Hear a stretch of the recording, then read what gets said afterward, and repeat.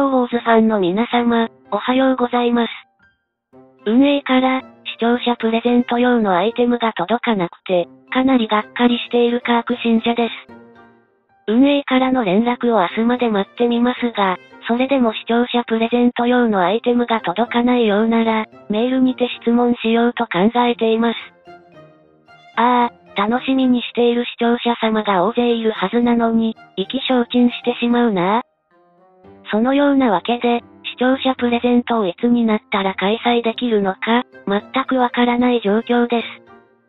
さて、本日の話題は、ヒーローの育成についてです。まず最初にご覧になってもらうのは、今現在のカーク信者の、ヒーローたちの状況画像になります。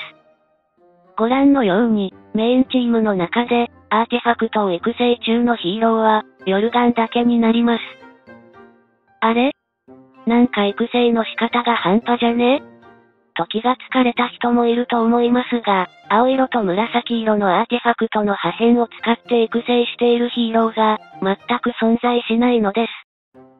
次にご覧になってもらうのは、アーティファクトの破片になりますが、青色と紫色の破片が、かなり溜まっているのがわかると思います。なぜ、このようなことをしているのか話すよ。ぶっちゃけた話をすると、メインチーム以外で誰を育成するのか、迷いが生じているのです。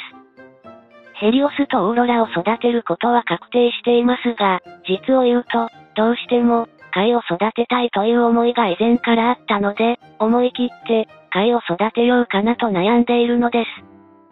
カーク信者は、ヒーローの育成手法には、二つの考え方が存在すると信じています。その1、選択と集中。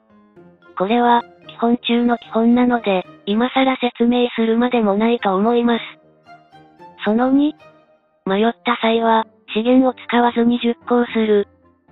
今のカーク信者は、アーティファクトの破片を誰に使うべきか悩み続けている最中なので、こういった時は決心がつくまで、資源を使うべきでないと考えています。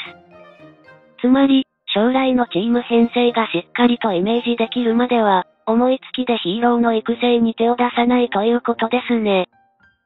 スキンやグリフに関しては、メインチームで未だに必要なので、それらの資源を迷うことなく、アスタロスやフェイスレス、マーサに注ぎ込んでいます。しかし、アーティファクトの破片に関しては、ヨルガンがオレンジ色の破片を必要としているだけで、紫と青色のアーティファクトの破片の使い道は、未定になっているのです。なぜ、カイを検討中なのか、説明するよ。メインチームが育ってくると、ヒーラーを、メインチームから外すケースが出てきます。そういった際に、ヒーラーのマーサの代わりに誰を使うか考えると、カイが最適なのかなと思うのです。まあ、これは、カーク使いの誰もが持っている、男のロマンなんだよね。実は、このようなチーム編成で戦うのが、カーク信者の夢なのです。ヒーラーを採用せずに、やる気満々のチーム編成に見えませんか？なんだか、かっこいいんだよね。さて、動画終了のお時間になりましたので、今回はここまでになります。では、最後になりますが、ヒーラーがいないチーム編成を見ると、ワクワクする人は、チャンネル登録を、ぜひ、よろしくお願いいたします。それでは、今回も動画を最後までご視聴していただき、ありがとうございました。